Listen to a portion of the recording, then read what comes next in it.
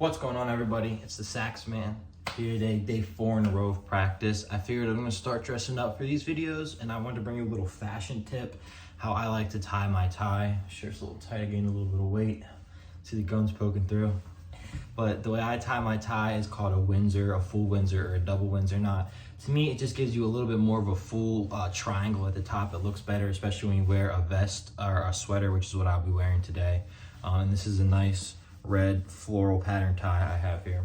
So you want to take your skinny side on your non-dominant, your left hand or your right hand if you're left-handed. For me, it's my left. You're going to take the big knot, cross it over on the front. You're gonna leave about this much left on the side. Take the big end, tuck it through the back.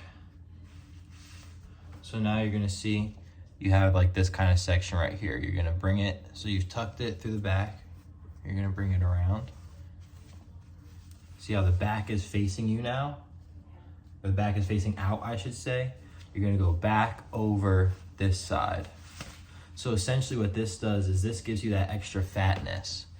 You see what I'm saying? This is gonna be like structural for your knot. So then you're gonna go over the front, boom. That's basically what your knot's gonna look like. Over the front, around the back, and up the middle. And then boom, just throw that bad boy in there. You got yourself a good looking knot. Not too tight, not too loose. Make sure that's good. Boom. So as you can see, I think it just gives you a little bit more of a full knot, a little bit more of a full look, lets you show off that pattern a little bit more. Again, I think this is a gorgeous tie. And yeah, stay tuned for the full fit. And for our practice today, we got some great things coming up, and I know you guys will love it. So let's go. As you can see, fit came together nicely. Just got a nice standard V-neck sweater, nice tie, nice shirt, and you know I gotta stay true to my roots. Got to fit it on. So today we are going to be looking at a couple songs. We got another warm-up. We got one that's called Tied and True, Jolly St. Nicholas, which is a duet. So I guess I'll just play each part individually. And then we have these last two songs here called Amigos and Far Out, which are our first songs where they are going to a separate line. So see how Amigos, it's two lines, because this symbol right here, that means that the song is over. So that means you stop playing at least that section of the song. So let's get into it. All right, before we get started, we need a fit check though. We need a fit check. And I cleaned up. And I cleaned up. Check the forces. And I cleaned up. Yeah. You could rock it this way or that way, huh? What you want? Yeah. Yeah. It's fresh. It's fresh. For sure. Yes, sir. If you made it this far into the video, hit that like button. Hit that subscribe button. Drop a comment on anything that you want to see from me from the future. And let's get it. This first song today, we're doing a warm-up. We're introducing the key of E, which is the octave button, which is this thumb button, all 3 fingers, and these 2 bottom fingers right here. So it's these 3, these 2, and this octave key right here. So let's see if we can sight read it first time. I've never tried this before. Let's get it. All right.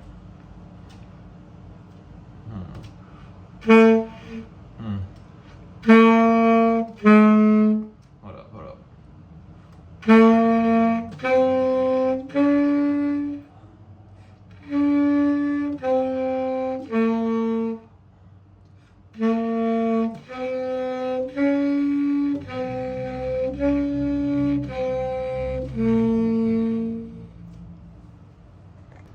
That wasn't half bad. Let's try and run through it one more time a little bit cleaner, because I messed up in the beginning a little bit there.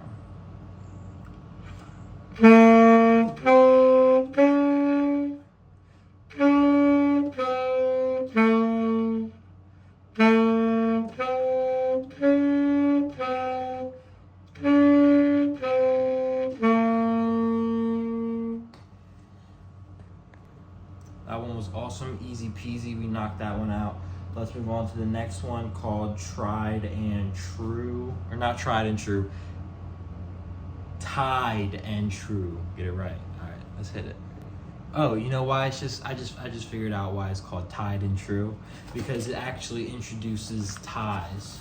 So if you see this loop from note to note, basically it just means you combine it. So if this is a half note and this is a quarter note, you're gonna play for a half and a quarter. So for 3/4 of this measure, and then the last quarter is a rest. So it'll be ba. Let's get it.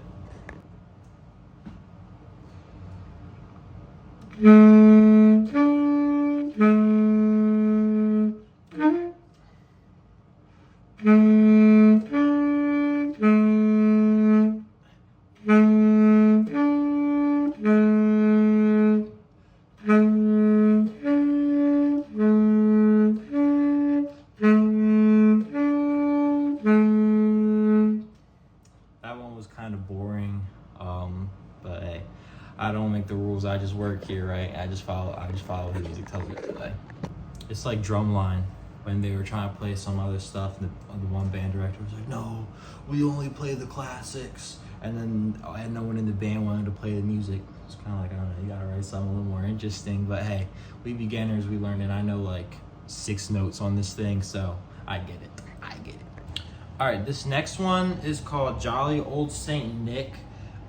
It's a duet, so I'm just gonna play each part. So each part might not sound so great by itself, but practice is practice. You know, getting used to these new E and D notes a little confuzzling for me. So, you know, a little practice never hurt nobody.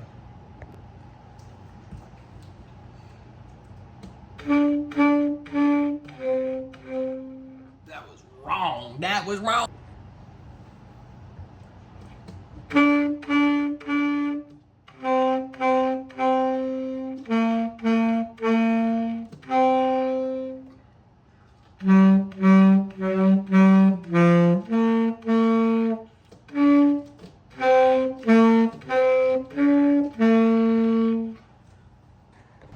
So my sight reading was a little bit off, my rhythm was a little bit off on that last one.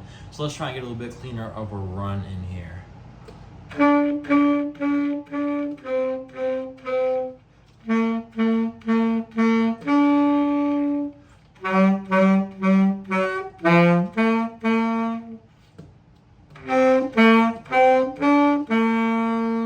One more time.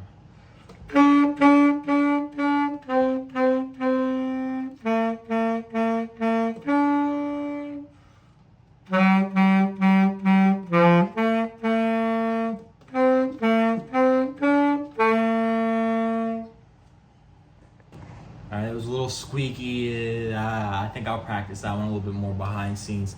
I think it's time we move on to the duet. And let's see what they got going on here. It looks pretty much the same, maybe just looks like everything's a whole step down. So let's see.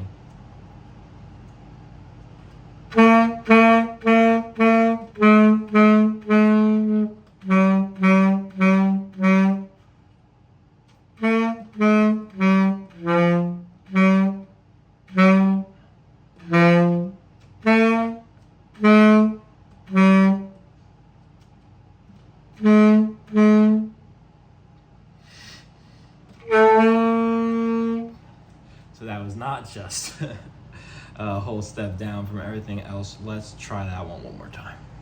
All right, let's get it.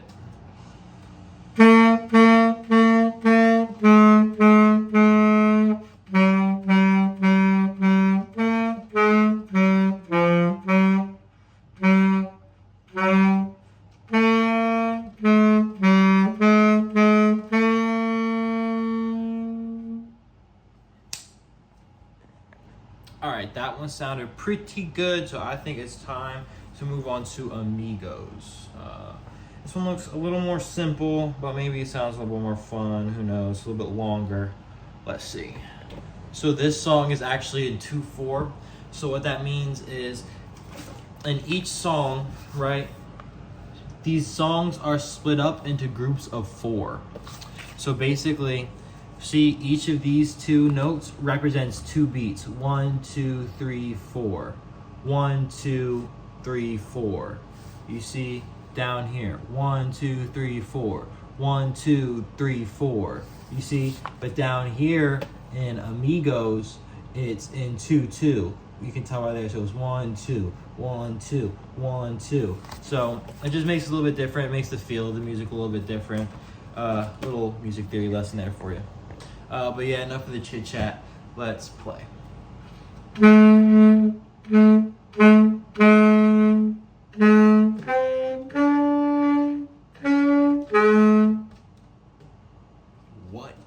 What? All right, let me practice this one off camera. I'll come back. All right, I think I got it. Let's see how this sounds.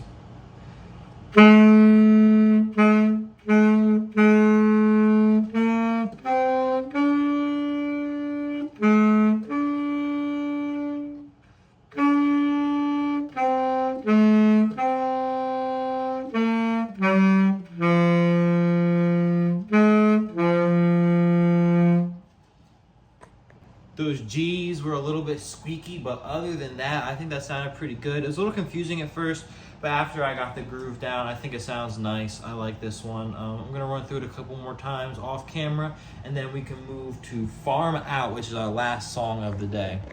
So after playing around with it a little bit, I made a couple slight alterations. I think it sounds a little bit better this way. Let's get it. This is Amigos. So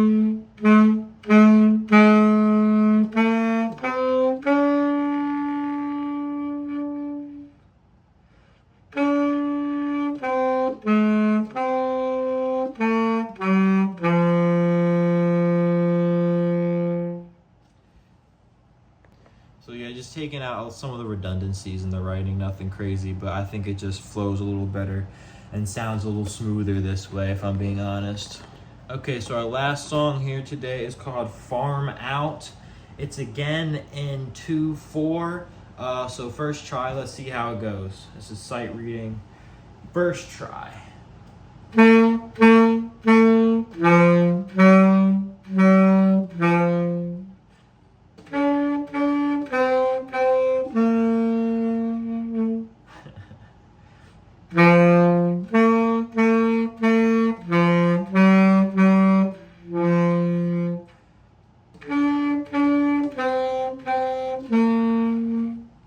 So I didn't know that was going to be Old MacDonald. Kind of took me by surprise, but let's try and run through that one a little bit cleaner.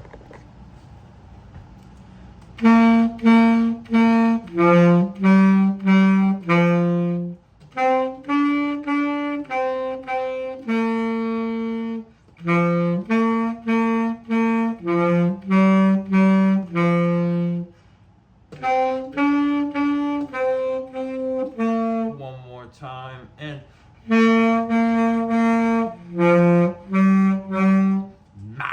one more time. One more time.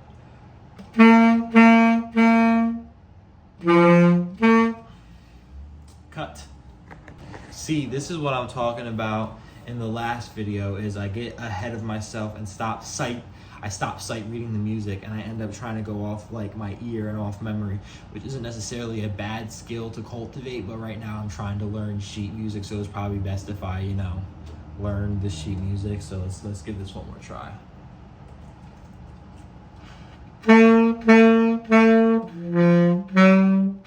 Also that low G. See, this is the problem. It's not even a low G, it's just a G. I guess, I don't know. This is my problem. I live in an apartment building. So to blow enough air to get it to sound clearly, I'm not trying to disturb everybody. Now granted, it is 11 a.m. on a Thursday, so it shouldn't really be any issues. But still, it's kind of I gotta get used to blowing into it and making sure that it's really, sounding out. Let's get it.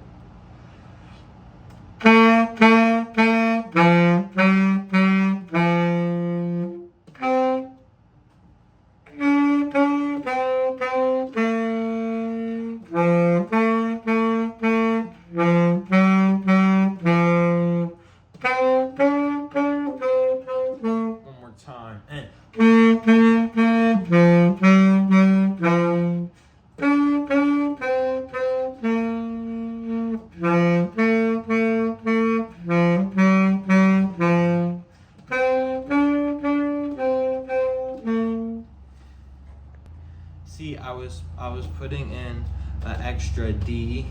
It is E.